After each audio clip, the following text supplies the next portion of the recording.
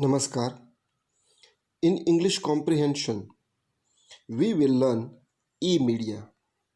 There are four parts of this chapter e-media. We go to the first one. First of all, we should know what is e-media and why they are helpful to us.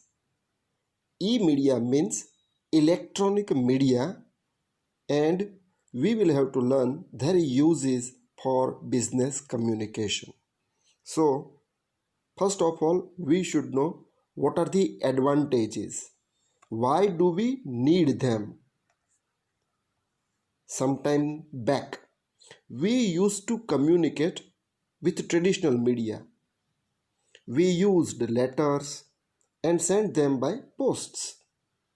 Later on, courier services provided help. Telegram was of a great benefit, but it was difficult to communicate easily and quickly. The world has changed, and communication too. We know many electronic media which are known as e-media. This is a new technology. Sound waves and electronic signals are transferred into picture or word messages. They help us for faster and cheaper communication. They are more reliable.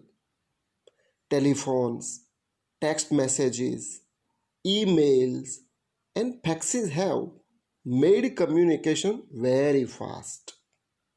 We can make face-to-face communication and group communication through video conferencing. At a time, we can address many people in different parts of the world. Using this media is a beneficial as communication becomes easy and convenient and cost effective. Limitations of language, place, and culture have been overcome as idea sharing is done quickly. Now, out of many e-media, we will first of all learn about telephone communication. Telephone communication is a common mode of communication. It is also very convenient. Immediately, we can be in touch of another person. We can talk directly and a problem can be solved. If advice is needed, it can be given quickly. There is no need to write a letter or wait for a reply. The results we get by a meeting, the same results are obtained by a telephone call. So it saves time, money, and energy. For a telephone call, there are four stages. First stage is opening, or you can say greeting. Second is giving a response. Third is feedback or messages. And last part is closing, or you can say winding up. Now we will discuss each stage and we have to do certain things. So first of all, we go to the first stage. How beginning of a telephone call can be made. There are some ways which we can use. For example, we say hello, or you can say good morning or good afternoon. According to time, we have to greet the person. Then there are other ways also. You can say, is this, and then you can give name or institute's name, or is that, same way. And you can also use not only person's name, but you can also say telephone number or the person's name as well. Or you can say good morning and the name of the receiver or organization you can say. Or you can say hello, this is, and then whatever the institute name or the person's name you want to talk to can be placed there. Yes, that is right. Who would you like to speak to? So this is how. Suppose your receiver, the person opposite caller ask you, then you can say yes, that is right, and then you should ask to who one wants to talk to. Or if the wrong number is there, you can say, I'm afraid you have got the wrong number. So these are the things that you can use for when you receive a call or when you make a call. This is the first stage for beginning. Now, second stage, that is for why you are making a call or why the other person has made you a call. So that is for purpose or a response. You can immediately ask, could I speak to? Or you can say, I would like to speak to. Or you can say, how are you? You can also say, it is nice to hear from you. Or you can also say, what can I do for you? And there are other options also. You can also ask, may I know who is calling? Or could I tell him or her who is it? Or you can also say, hold on please, I'll put you through. Or you can say, I am, and then you have to give your name or your phone number or your organization's name, etc. And then you can also add into the information calling from and then particular place where are you making a call. So this is the second stage of making a call. Third stage, that is very very important. For that we have made a call, and that is message. Why are you making a call? Give clear cut information to the person.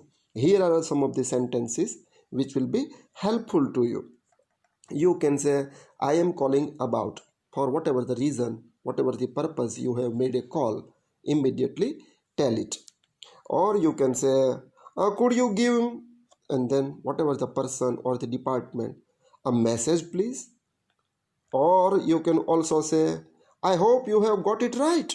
When you have said the message, make it clear the other person has understood or not. So at a time you should use this sentence.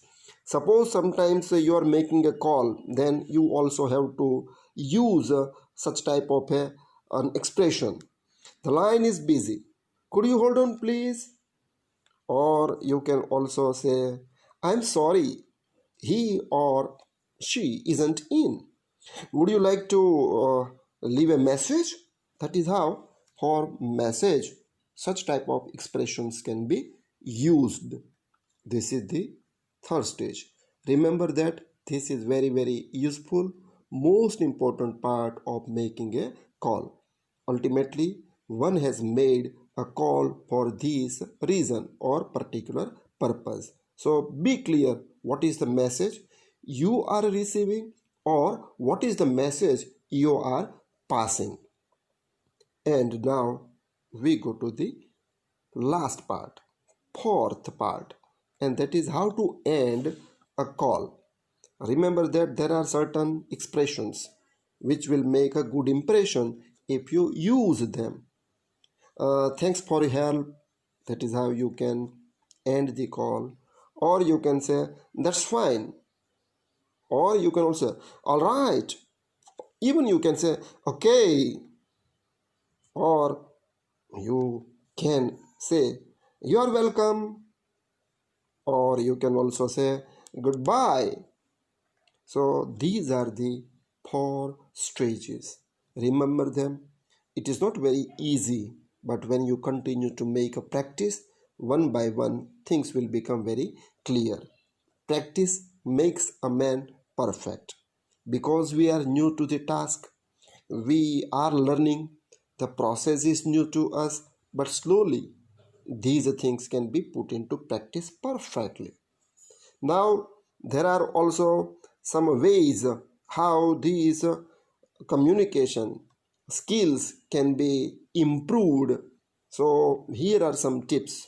If we follow them, then our skills become very easy and we can put it very perfectly or very easily with a convenient way we can use them. So, these are the following tips. Remember them. Take call immediately and do not delay it. Speak clearly and have a pleasant tone. Listen well to the caller. When you are talking, don't talk to another person. Be polite. If there's a wrong number of a person, say sorry. When the phone ends, say thank you.